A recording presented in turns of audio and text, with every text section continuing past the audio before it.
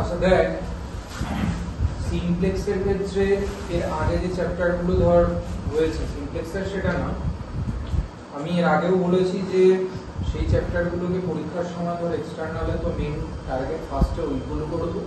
সিমপ্লেক্সটা অবশ্যই শিখতে হবে এবং সিমপ্লেক্সের যে টেবিল আজকে যেটা করাচ্ছি সিমপ্লেক্স 1 এর মধ্যে যেটা পড়ছে, ন্যাচারালি এরপরে সিমপ্লেক্স 2 যখন হবে, এরপরে যখন ডুয়ালিটি হবে, সব জায়গায় নিয়মটা কিন্তু এক।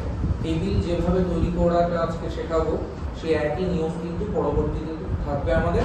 কিছু সেক্ষেত্রে অ্যাডিশনাল কিছু কাজ হবে, কিন্তু টেবিলের যে মেইন ফান্ডামেন্টাল যে জিনিসগুলো সেই জিনিসগুলো কিন্তু আমাদের সেম থাকবে সিমপ্লেক্স 1 এ যা তাই।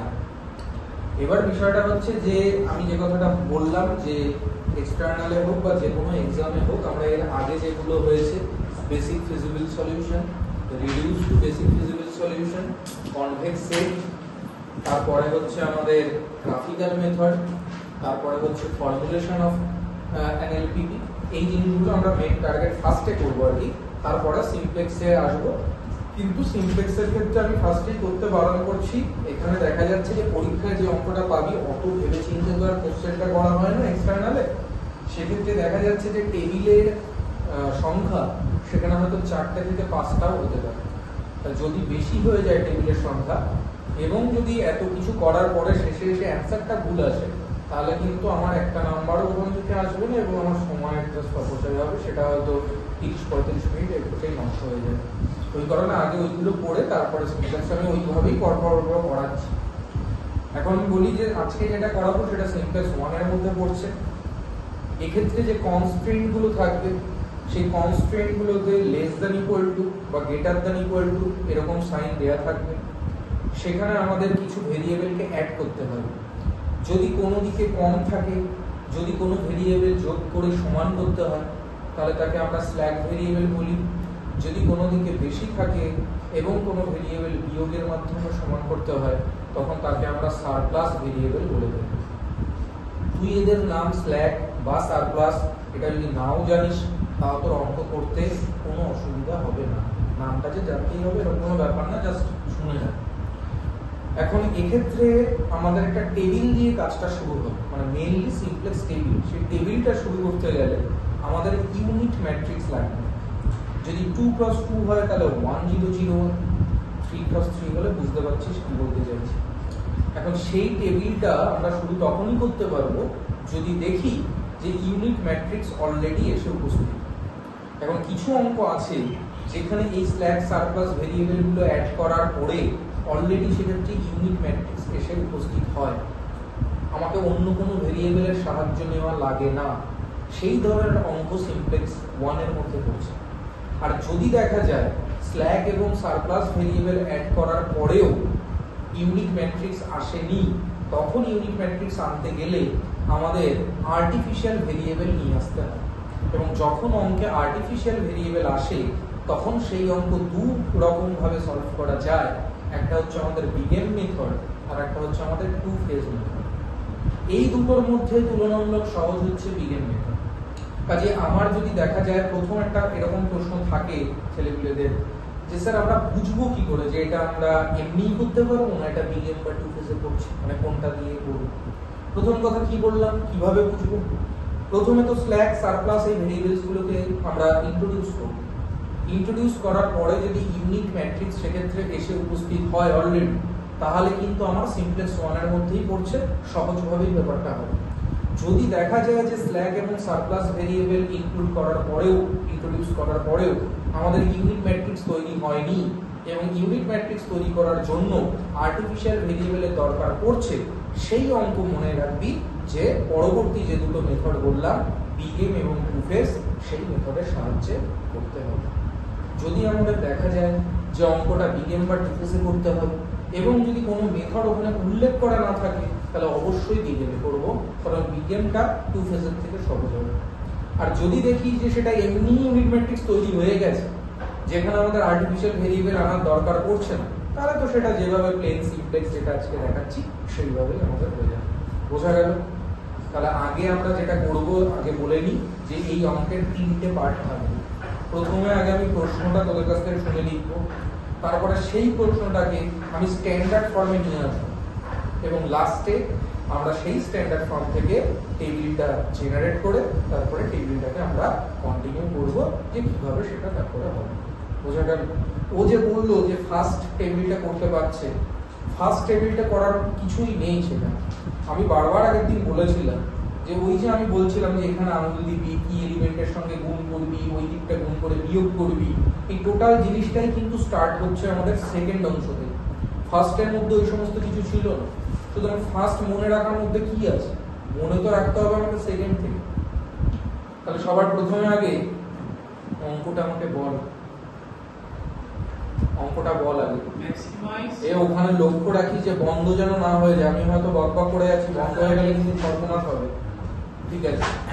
আচ্ছা, আরেকটা কথা বলে দিই অঙ্কটা লেখার আগে, সেটা হচ্ছে এখানকার অঙ্ক আমরা ম্যাক্সিমাম হিসাবে সেটাকে সলভ করব, ম্যাক্সিমাইজ হিসাবে। কাজে যে কোশ্চেনটা পরীক্ষায় আসবে যদি সেটা ম্যাক্সিমাইজ প্রবলেম হয় তাহলে তো একবারই শুরু করে দেবো।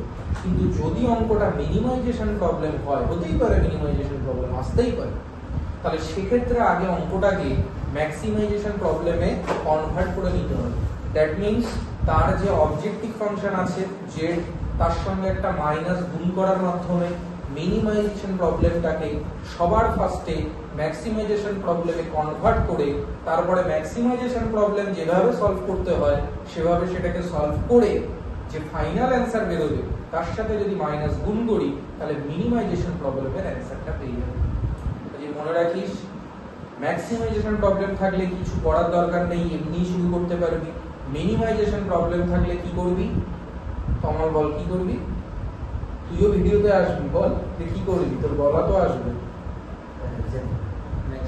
যেটা অবজেক্টিভ ফাংশন থাকবে জেড, তার সাথে একটা মাইনাস গুণ করে মিনিমাইজেশন প্রবলেমটাকে ম্যাক্সিমাইজেশন প্রবলেমে নিয়ে এসে যেভাবে ম্যাক্সিমাইজেশন প্রবলেম সলভ করে সেভাবে সেটাকে সলভ করে ফাইনাল যে অ্যান্সার তার বেরোবে তার সাথে একটা মাইনাস আবার গুণ করে সেই মিনিমাইজেশন যে প্রবলেমটা অ্যাকচুয়াল দেয়া ছিল তার সলিউশনটা আমরা পাবো। বোঝা গেল কি বললাম? যে অঙ্কটা অ্যাকচুয়ালি আমরা আজকে করব ওটা ম্যাক্সিমাইজেশন প্রবলেমই। তো অঙ্কটা লেখা যায়, বল অঙ্কটা কি আছে? ম্যাক্সিমাইজ z equal to ওটা দাঁড়া, আমি তো মেশিন না। Max z is equal to ball x1 minus x2 x1 minus x2 plus 3x3 plus 3x3। এটা সাবজেক্ট টু হচ্ছে subject to x1 plus x2 plus x3 plus x2 plus এই কেড়ে কথা বলছিস?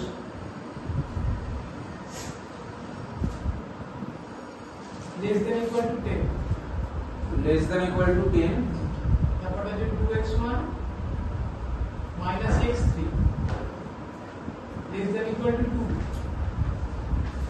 আর 2x1 minus 2x2 plus 3x3 less than equal to 0 R given x1।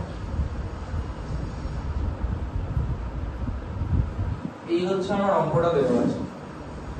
অঙ্কটা লিখিস না, কিছু কাজে লাগবে না, আমি বলে দিচ্ছি আগে। অঙ্কটা আমি যা করব সেটা বইতে করা আছে, সেটা যদি দেখিস লাস্টে কিছুই বুঝতে পারবি। আজ এটা দেখ, এটা কাজে লাগবে। সবার প্রথমে যেটা লিখবো, আমরা লিখবো দিস প্রবলেম। বইতে যেটা পাবি, যেটা আমি পিডিএফ পাঠিয়েছি, সেখানে এক্সট্রা অনেক কথা লেখা আছে, কিচ্ছু দরকার নেই।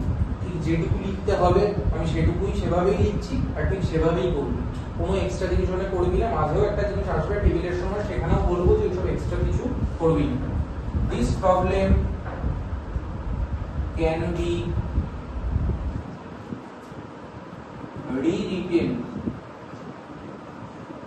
rewritten as, এই যে বলছি ক্যান বি রিরিটেন অ্যাজ, এবার যেভাবে লিখবো সেটা হচ্ছে স্ট্যান্ডার্ড ফর্ম।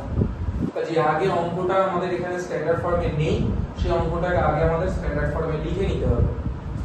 দেখ কিভাবে স্ট্যান্ডার্ড ফর্মে লিখতে হয়। ম্যাক্স জেড, এখানে যা আছে আগে সেটা লিখ। x1 minus x2 plus 3x3, এটা থাক। এইবার আমাদের সাবজেক্ট টু আসছে। এখানে কি হচ্ছে? x1 plus x2 plus x3। দেখ এই দিকে লেস দ্যান ইকুয়াল টু আছে, আমরা বাঁ দিকে আমাদের কিছু যোগ করতে হবে। x3 অবধি আমাদের আছে, তাহলে পরবর্তী ভেরিয়েবল হচ্ছে x4। এই x4 কে আমরা বলি স্ল্যাক ভেরিয়েবল, যেহেতু যোগ করছি। বিয়োগ করলে কি বলতাম? Surplus variable. তাহলে এখানে আমাদের কত যোগ হলো? x4 যোগ হলো। বাদ বাকি কিছু করবি না, আমি লাস্টে করে বোঝাবো। এখানে x4 আপাতত রেখে দে। এবার পরেরটায় আছে 2x1, x2 নেই, তার মানে অবশ্যই লিখবি 0 * x2, লিখবি ওটা। তারপরে হচ্ছে আমাদের -x3। দেখ এখানে x4 যোগ করেছি, তাহলে এখানে কোনো x4 থাকবে না, তাহলে এটা হবে 0 * x4। কিন্তু এখানেও তো লেস দ্যান ইকুয়াল টু ছিল, তাহলে এখানে তো আমাকে কিছু অ্যাড করতে হবে, সেটা হচ্ছে x5। তাহলে উপরে আবার কত হয়ে যাবে? 0 * x5। তারপরে চলে আসবো তারপরেরটায়, কত আছে? 2x1 আছে, মাইনাস আমাদের কি আছে? 2x2 আছে, প্লাস কি আছে আমাদের? 3x3 আছে। দেখ এখানে কত হবে? 0 * x4, তার মানে প্লাস দিয়ে 0 * x5। এখানে তো একটা কিছু যোগ করব, সেটা হচ্ছে আমাদের কত না? x6। তাহলে উপরে কত হবে? 0 * x6, তার উপরে কত হয়ে যাবে? 0 * x6। এই যে করলাম, এবার আমরা ইকুয়াল চিহ্নগুলোকে ইউজ করতে পারবো। তাহলে ইজিক্যাল টু আমাদের কত আছে? 10 আছে, তারপরে কত আছে আমাদের? 2 আছে, আর তারপরে কত আছে আমাদের? 0 আছে। এখনো কমপ্লিট হয়নি স্ট্যান্ডার্ড ফর্মটা। এখানে লিখতে হবে কি? যারা যারা স্ল্যাক সারপ্লাস ভেরিয়েবলস থাকে তাদের যে কোএফিসিয়েন্ট গুলো সেগুলো 0 হয়। সুতরাং প্লাস দিয়ে লিখতে হবে 0 * x4, প্লাস দিয়ে লিখতে হবে 0 * x5, প্লাস দিয়ে লিখতে হবে 0 * x6। এটাকে স্ট্যান্ডার্ড ফর্মে পরিণত করা হলো। এইবার এখান থেকে আমরা কি করব না টেবিলটা শুরু করব। ক্লিয়ার? টেবিলটা যখন করব, তুই যদি পিডিএফ এ দেখিস তাহলে দেখতে পাবি সেখানে বেশ ছক ছক করা আছে। তো স্কেল দিয়ে পরীক্ষার হলে আমি ছক করতে বারণ করেছি, তার কারণ যে টেবিলের সংখ্যা বেশি হলে এখানে খুব সহজ সহজ কিছু গুণ থাকে, যে গুণগুলো করতে খুব ভালো লাগে, কিন্তু বিষয়টা হচ্ছে কোন সময় যে কোথায় ভুল হয়ে যাবে তার ঠিক নেই। অতটা করার পরে অ্যানসার ভুল চলে আসতে পারে। ওই জন্য আমি টেবিলটাকে সিম্পল ভাবে করতে বলি, দাগ টাগ দিয়ে করে সময় নষ্ট করার দরকার নেই। তার কারণ তুই সুন্দর করে স্কেল দিয়ে দাগ টাগ টেনে ওটাকে পরিষ্কার হাতের লেখা করে পড়বি, লাস্টে গিয়ে অ্যানসারটা ভুল হবে এবং একটা অঙ্ক করেই বাড়ি চলে আসবে, ফেল হবে। ওই কারণে টেবিল আমি ওইভাবে সুন্দর করে করতে বারণ করি। এমনি টেবিল করবো, ওসব দেখার ব্যাপারই নেই। যখন খাতা চেক হয় সেখানে এমনি বোঝা যাবে যে তোর অ্যানসার ঠিক হবে। তাহলে এবার দেখি যে টেবিলে আমরা কোথায় কি লিখব, এবং টোটাল টেবিলটা হয়ে যাওয়ার পরে লাস্টে তুই চারিদিকে একটা বর্ডার দিয়ে দিতে পারিস, সেটা করতে পারিস। চারিদিকে একটা তুই বর্ডার করে দে, কিন্তু মাঝখানে ওরকম ভাবে দাগ টেনে টেনে ওসব করার কোনো দরকার নেই। তাহলে এবার আমার কিন্তু এখানে দুটো জিনিসকে মুছে দিলে চলবে না। আমি প্রথমটাকে মুছে দিতে পারি, কিন্তু যেটা স্ট্যান্ডার্ড ফর্মে আমি নিয়ে এসেছি সেটাকে মুছলে চলবে না, কারণ সেটা থেকেই এখন আমি টেবিলটা স্টার্ট করব। তাহলে দেখা যাক যে টেবিলে আমাদের কোথায় কি লিখতে হবে। এই অবধি এগুলো মুছে দিলাম। টেবিলের ক্ষেত্রে শুরুতে আমাদের কি থাকে? তা থাকে হচ্ছে বেসিস লিখতে হয়। তারপরে আমাদের কি থাকে? থাকে সিবি। তারপরে আমাদের কি থাকে? থাকে বি। বি এর মাথায় আমাদের কি থাকে? থাকে সি। এখানে থাকে ভেক্টর গুলো, দেখে কতগুলো ভেক্টর আছে। x1 মানে তার যে অ্যাসোসিয়েটেড ভেক্টর সেটা হচ্ছে a1। তাহলে a1 থেকে কোন অবধি থাকবে ভেক্টর? a6 অবধি থাকবে। তাহলে এখানে লিখে দে যে a1, তারপর লেখ a2, a3, a4, a5 এবং লাস্টে আমাদের a6। আর এখানে একটা কথা আমাদের লিখতে হয় যার নাম হচ্ছে মিন রেশিও। এই কথাটা আমাদের এই জায়গাটায় কোথায় কি বসাবো? স্ট্যান্ডার্ড ফর্মটা থেকে এটা বসানো খুব সিম্পল, প্রথম টেবিলটা করাও খুব সিম্পল, তারপরের থেকে অ্যাকচুয়ালি নিয়মগুলো মনে রাখতে হয়। মনে রাখবি বেসিসে পরপর কারা থাকবে? যারা 1 0 0 0 1 0 আর 0 0 1 3। তার আগে এই কথাটা বলা উচিত যে সেই ভেক্টরগুলো অলরেডি এসছে কিনা। এই যে আমাদের A4 1 0 0, তারপরে 0 1 0 A5, তারপরে 0 0 1 ওটা A6, তার মানে এসছে। ওদেরকে কি করব, পরপর ভাবেই লিখব, মানে A4 A5 তারপরে A6 লিখব। যদি দেখা যেত A4 টা 1 0 0 না, হয়তো অন্যকে, তাহলে সেটা লিখতে ওরকম কোনো ব্যাপার নেই যে A4 এর পরেই A5 এরকম বিষয়টা না। যে 1 0 0 তাকে ফার্স্টে দিই, সেটা যেই হোক না। তাহলে ফার্স্টে বল কে থাকলো, A4 থাকলো, তারপরে কে থাকছে, A5 থাকছে, এবং তারপরে আমাদের A6 থাকছে। এখানে এখন আমি বসাইনি, এখানে বসাতে হবে এই কোএফিশিয়েন্ট গুলোকে, এগুলোকে কস্ট বলে। তাহলে 1 -1 3, তারপরে সব 0, 1 -1 3, এটা 0 0 0। এখানে কি থাকে, এগুলো দেখ 4 5 6 এর মাথায় কত, তিনটেই 0, তাহলে এখানে বসা 0 0 0। এবার বি তে হবে 10 2 0, তাহলে 10 2 0। A1 কি বসাতে পারবি, 1 2 2, এটা হবে 1 2 2। তারপরে 1 0 -2, এটা হবে 1 0 -2। তারপরে কত, 1 -1 3, 1 -1 3। তারপরে যেগুলো আমরা জানি কিন্তু 1 0 0, এটা হচ্ছে আমাদের 0 1 0, এবং এটা হচ্ছে আমাদের 0 0 1। এই হচ্ছে আমাদের বিষয়। এবার এটাকে আমি মুছে দিতে পারি। এমন এবার দেখ, এগুলো বসানোর পরে এখানে একটা দাগ দিবি, এবং এটা দাগ দিয়ে zj - cj বলে একটা জিনিস রয়েছে, যেটাকে আমাকে ক্যালকুলেট করতে হবে। তাহলে এখানে আমরা লিখব zj - cj। এখান থেকে শুরু করে এই অবধি ক্যালকুলেট করবি, b এর নিচে ক্যালকুলেট করবি না। b এর নিচে তখনই ক্যালকুলেট করব যখন অপটিমাল স্টেজে পৌঁছে যাব, তখন, তার আগের কোনো স্টেপে না।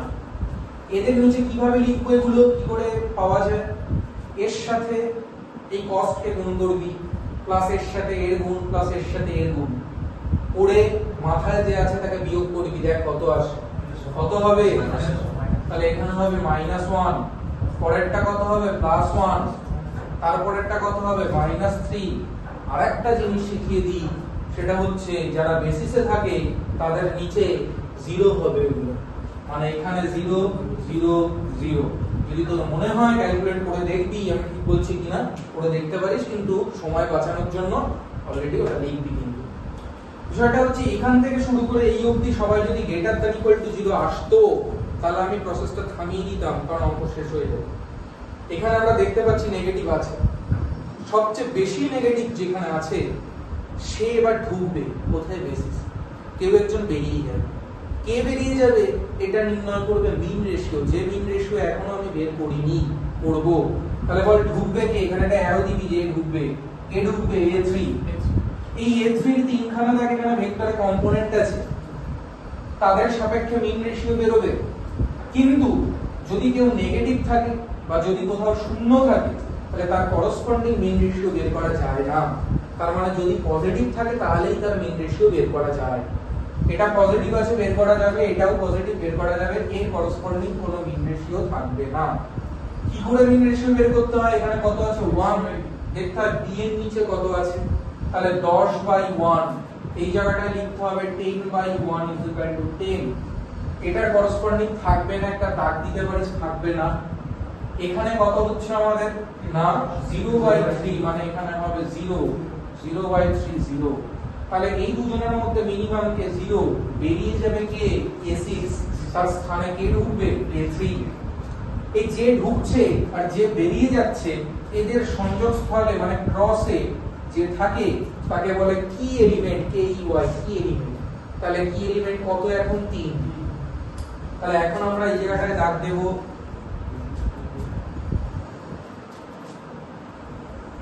দাগ দিয়ে তার পরবর্তী পার্ট তৈরি করব। যে যার জায়গায় ঢুকছে শুধু পরিবর্তন সেখানে হবে, বাদ বাকি জায়গায় কোনো পরিবর্তন হবে না। তাহলে বল এখন কত থাকবে, শুরুতে থাকবে A4। যে সঠিক উত্তর জানবি না কোনো উত্তর দিবি না, কিন্তু সঠিক উত্তর জানলে উত্তর দিবি। আগের স্টেপে যারা আছে তারা থাকবে, একজন বেরিয়ে যাবে, তার বদলে কেউ ঢুকবে। বাদ বাকি কেউ স্থান পরিবর্তন করবে না, যেমনটি বসে আছে চুপচাপ সেরকমই বসে থাকবে। বোঝা গেল? তাহলে এখন কে বেরিয়ে যাচ্ছে বল? তার স্থানে কে ঢুকছে? তো বাদ বাকিদের হাত দিতে যাব কেন? তাহলে শুরুতে A4 থাকবে, তারপরে থাকবে কত? A5, তারপরে A6 এর জায়গায় কি থাকবে? A3। বল বুঝতে পেরেছিস? এরপরে থাকবে CB, দেখ 4 5 আর 3 এর মাথায় কত? এই দুজনের তো 0ই ছিল। A3 এর মাথায় দেখ কত? 3, তাহলে এখানে 3 দে। এইবার থেকে তোকে মনে রাখতে হবে আমি কি বলছি। এতক্ষণ যা বললাম তার থেকে একটু ডিফারেন্ট কিছু এবারে বলছি, যদি একেবারে বাকি জিনিস। সেটা হচ্ছে কি এলিমেন্টটা দেখ কত নম্বর রোতে আছে। এবার আগের টেবিলে কি এলিমেন্ট কত নম্বর রোতে আছে? 3 নম্বর রোতে আছে। তাহলে সেই 3 নম্বর রোটাকে এই টেবিলে আগে করে দেব। কি বললাম? না, 3 নম্বরটাকে সবসময় আগে করে দেব। কি এলিমেন্ট যে রোতে থাকবে সেই রোটাকে আগে আমরা করে নেব। কিভাবে এটাকে লিখব? এখান থেকে শুরু করে বি থেকে শুরু করে ওই লাস্ট অবধি সবাইকে 3 দিয়ে ভাগ করে দেব, দিয়ে যেটা বেরোবে সেগুলোকে বসাবো। তাহলে বল কত কত হবে? 0/3 মানে এখানে 0 হবে, তারপরে 2/3 হবে, তারপরে কত হবে? -2/3 হবে, তারপরে 1 হবে, তারপরে 0 হবে, তারপরেও 0 হবে, তারপরে হবে 1/3। বল বোঝা গেল? হ্যাঁ, এবার কি করব? আবার শর্ট করব। যে প্রথমে থাকে সে হয় 1 0 0, এটা 0 1 0, এটা 0 0 1, তাহলে বসিয়ে দেব। দেখ তো A4 কোথায়? এই A4, তাহলে ও কত হবে? 1 0 0 হবেই হবে, তোকে তো ভাবতে হবে না। A5 হবে 0 1 0, আর A3 হবে 0 0 1 0 0 1। তোর কাজ বাড়ছে। যেখানে যতটুকু সময় বাঁচানো যায় কি দেখাচ্ছি সেগুলো কিন্তু দেখে সেইভাবে সময় বাঁচাবি। যদি বসে বসে সব ফিল আপ করিস তাহলে কিন্তু সেরকমই হবে। নেক্সট কি করব? বাকি জায়গায় আর সময় বাঁচানোর নেই, এবার ক্যালকুলেশন। এই ক্যালকুলেশনটা যেভাবে বলবো, প্রথমে আমি 2-4টা বলবো, তারপরে তোদেরকে জিজ্ঞাসা করব, তোরা তারপরে বলবি, একটু তাড়াতাড়ি গুনগুন করবি, করে বলবি যে কি হচ্ছে না হচ্ছে। এই ও ওদিকে বসে, কি হচ্ছে? আচ্ছা দেখে নে, এদিকে তাকা, দেখ কি করে করতে হয়। এখানে একটা ফাঁকা জায়গা রয়েছে, তুই আগের টেবিলে এই জায়গাটায় আঙুল দিবি, মানে যেখানে তুই বসাতে চাইছিস সেখানে একটা ভ্যাকেন্ট জায়গা রয়েছে, এটাকে তুই ফিল আপ করতে চাস অবশ্যই। তাহলে আগের টেবিলে এই জায়গায় আঙুল দে, মানে এখানে যে ছিল কে, যেখানেই আঙুল দিবি তার সাথে ফার্স্টে গুণ করবি কি এলিমেন্ট কে, মানে 3 10 কে 30। ঠিক এটা যেরকম হবে তার উল্টো দিকেও একটা থাকবে। তাহলে এটা যদি 30 হয়, উল্টো দিকে কত? 0 * 1 মানে 0। 30 - 0 কত? 30। সেটাকে কি এলিমেন্ট 3 দিয়ে ভাগ করলে কত? বসিয়ে দে 10। এই যে কথাটা বললাম, এই একটা কথা সব জায়গায় বাদ বাকি সব জায়গায় এই কথা, সব জায়গায়। এবার দেখ তুই ফাঁকা আঙুল দে, 3 দুগুণ কত? উল্টো দিকে কত? 6 - 0 মানে 6/3 কত? বুঝলি? পূরণ কর তাড়াতাড়ি, জলদি জলদি। বল কত এখানে? বল কত? 3। 3 - 2 মানে 1/3। এখানে 6 মাইনাসে মাইনাসে প্লাস 2 মানে হচ্ছে আমাদের 8, তাই তো? তাহলে এটা কত? 8/3। বল বুঝতে পেরেছিস? হ্যাঁ, এবার তাড়াতাড়ি ক্যালকুলেশনের জন্য একটা জিনিস বলে রাখি, আমি কিভাবে ধর তাড়াতাড়ি যদি করতে হয় কিরকম করবো সেটা হচ্ছে, যদি দেখি যাদের গুণ করছি সেখানে যদি একটা মাইনাস থাকে, মানে পরবর্তীতে যাকে গুণ করছি সেখানে যদি কোনো জায়গায় একটা মাইনাস থাকে, তাহলে আমি জানি ওটা প্লাস হবে, কারণ ওই একটা মাইনাস আর এমনিতে তো আবার একটা মাইনাস আছে মাঝখানে। আর যদি দু জায়গাতে মাইনাস আছে, মানে কোনাকুনি পরবর্তীতে যে দুজন আসছে তার দুটোর সামনেই যদি মাইনাস থাকে, তাহলে আমি সত্যিকারের মাইনাস দিই, তার কারণ ওই মাইনাস মাইনাস প্লাস হয়ে যাবে। এই জন্য তাড়াতাড়ি করতে গেলে এটা মাথায় রাখতে হয়। দেখ এটা যদি তুই মাথায় রাখিস তাহলে তাড়াতাড়ি হয়ে যাবে। বল এখানে কত? 1 3। বল এদিকে কত? তাড়াতাড়ি বল, প্লাস হয়ে যাবে। তাহলে কত? 5। তাহলে এটা কত হয়ে যাচ্ছে? 5/3 হচ্ছে। বল এখানে কত? 0। এখানে মাইনাস কত হবে? 2 হবে, তাই তো? সত্যি মাইনাস 2 হবে। তাহলে এটা কত হয়ে যাবে -2/3 হবে। বাদ বাকি যেটুকু আছে ফিল আপ কর। এখানে দেখ কত হবে, এখানে 0 ছিল, তাহলে এখানে কত 0, আর এখানে আমাদের কত হচ্ছে -1, তাহলে -1/3 হবে। এই জায়গাটায় কত 0 0, মাইনাসে মাইনাসে কত হয়ে যাবে +1, তাহলে এখানে হয়ে যাবে 1/3। এইবার একটা জিনিস কি একটু মাথায় রাখবি, সেটা হচ্ছে এগুলোকে একটু কাছাকাছি হলো, এটা একটু গ্যাপ হলো, সে হোক, কিন্তু কার নিচে কি গুণটা করার সময় ঠিক জায়গায় ঠিক তলায় তলায় না বসালে তো অন্য কারোর সাথে গুণটা হয়ে যেতে পারে। অতটাও হবে না, ওই জন্য একটু ফাঁকা ফাঁকা দিবি, যাতে একটার সাথে আরেকটা ভুলে যেন গুণটা অন্য কারোর সঙ্গে না হয়, একটু ফাঁকা ফাঁকা দিয়ে করিস।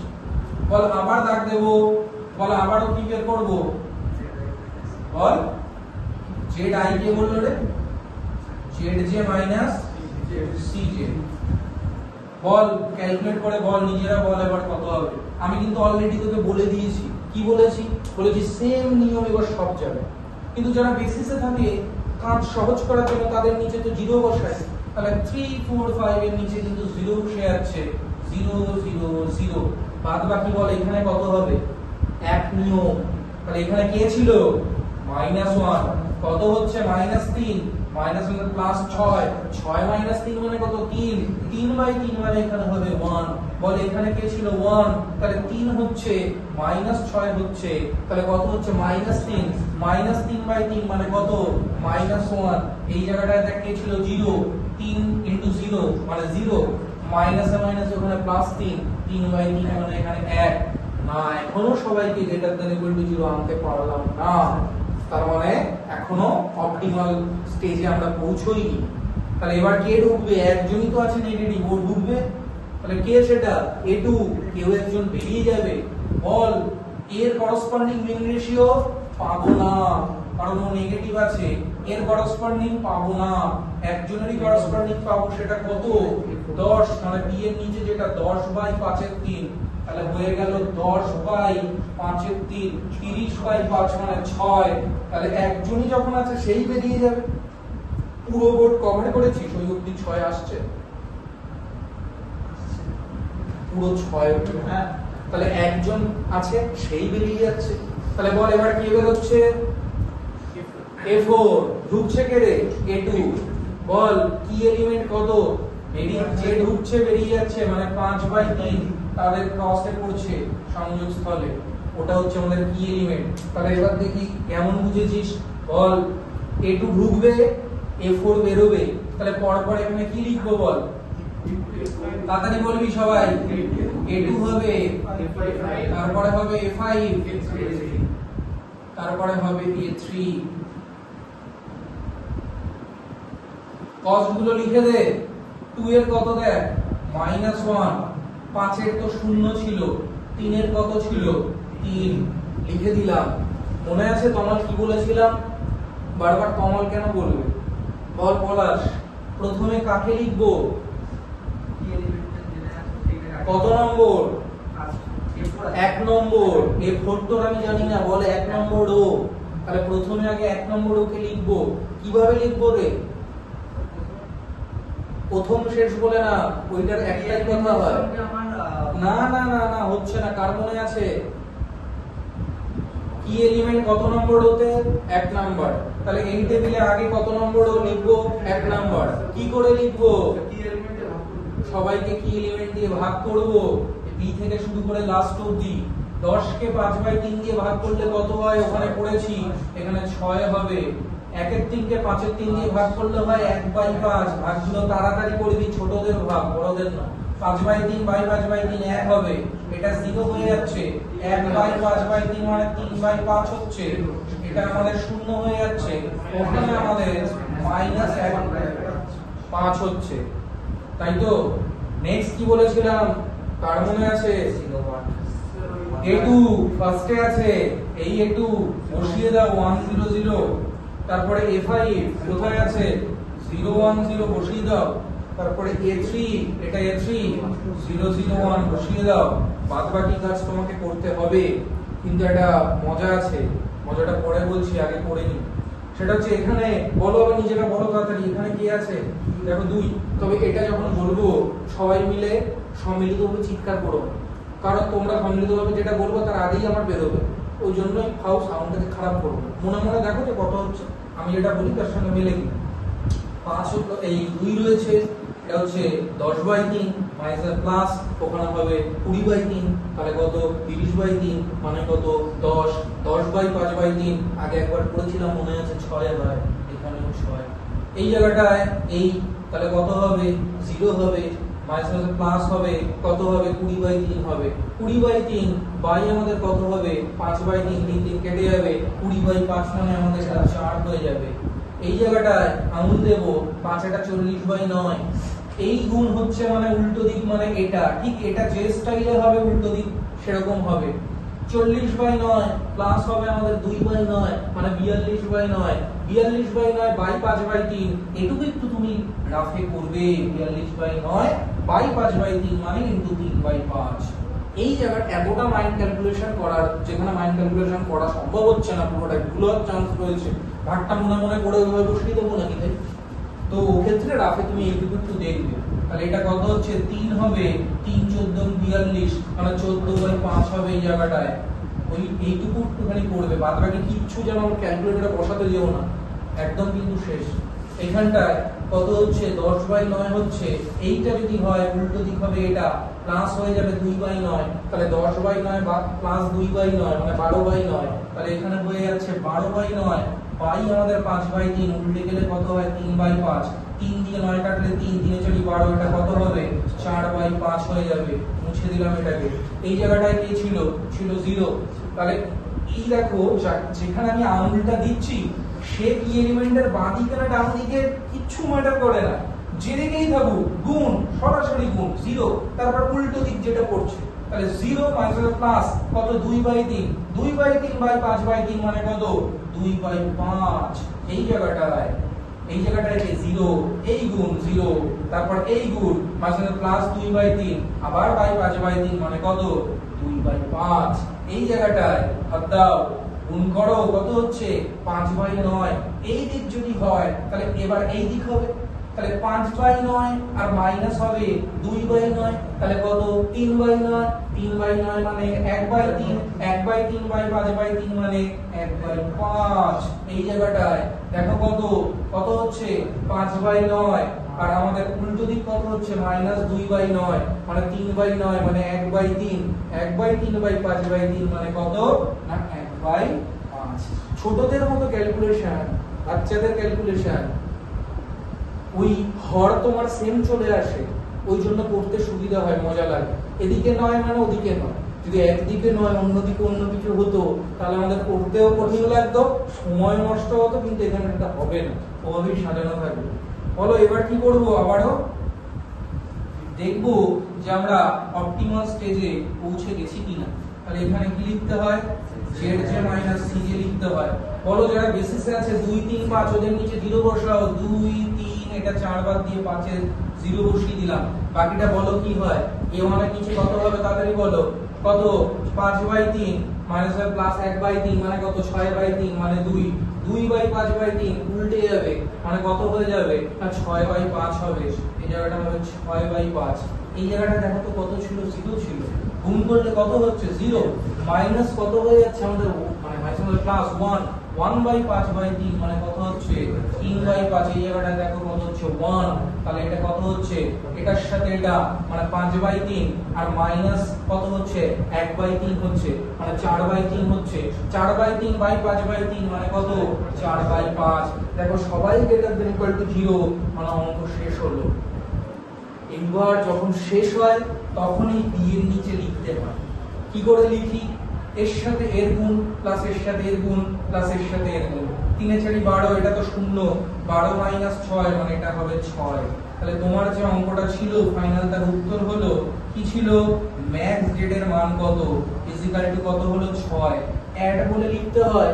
বলো মেইনলি আমাদের অঙ্কে কটা ভেরিয়েবল ছিল, 3টে, x1 x2 x3, তাহলে লিখতে হবে x1 x2 x3 কত, সেটা কি করে লিখবো, ফাইনাল বেসিসে দেখতে হয় কারা আছে। দেখো এখানে x1 মানে হচ্ছে a1 ভেক্টর, দেখো কোথাও a1 আছে এখানে নেই, তার মানে লিখবো add x1 0।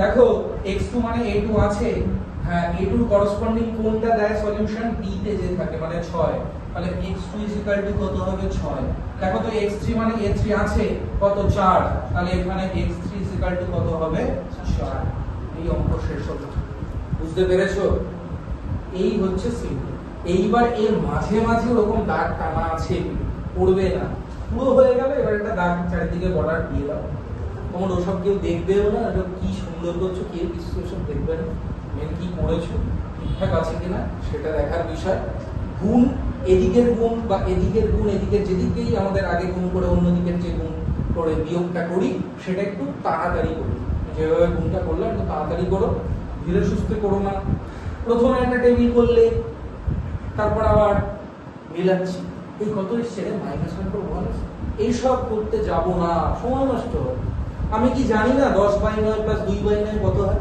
12/9 আবার শোনার কি দরকার 12/9 5/3 পৃথিবীতে যেই কোনো উত্তর তো এক আসবে আমি আলাদা করব ভাগটা এক উত্তর আসবে আর বন্ধুর 12/9 5/3 করে অন্য কিছু হবে এটা সম্ভব বন্ধু আমি জিজ্ঞাসা করতে যাবো কি জন্য ভুল হবে এই হচ্ছে ব্যাপার ভুল হবে কিন্তু বুঝতেই পারছো এবার 3টে টেবিল এবার 4টে 5টা হলে যেরকম খাটনিটা পড়বে যেমন সময়টা সেক্ষেত্রে নষ্ট হবে এবার সময়টা তোমাকে এখন বোঝাচ্ছি বলে এতটা সময় লাগবে তোমাকে বোঝানোর পর যখন নিজে করবে তাড়াতাড়ি দেখতে হয়ে যাচ্ছে 15 মিনিটে নেমে যাবে তো সেক্ষেত্রে 15 মিনিটের বেশি এমনিও টাইম দেওয়া যাবে না ওই জন্য আমি বলেছি আগে আমার পাস কনফার্ম হবে সেটা যা চ্যাপ্টার পড়ানো হচ্ছে সেখান থেকে তারপর এইসব সিনটেক্স পাস করান যে যা করানো হয়েছে মেইন টার্গেট হিসেবে আরও আছে একটা জিনিসের পর একটা রুটিন সেটাও ওই টার্গেটেড রুটিন সেগুলো আগে শেষ করবো যখন টেবিল করবো লাস্টে এখনো আধ ঘন্টা সময় পড়ে আছে ঠিক আছে একটা অঙ্ক করবো বা দুটো অঙ্ক করবো টপ করবো বন্ধ কর স্টোরেজ বাড়িয়ে আর কি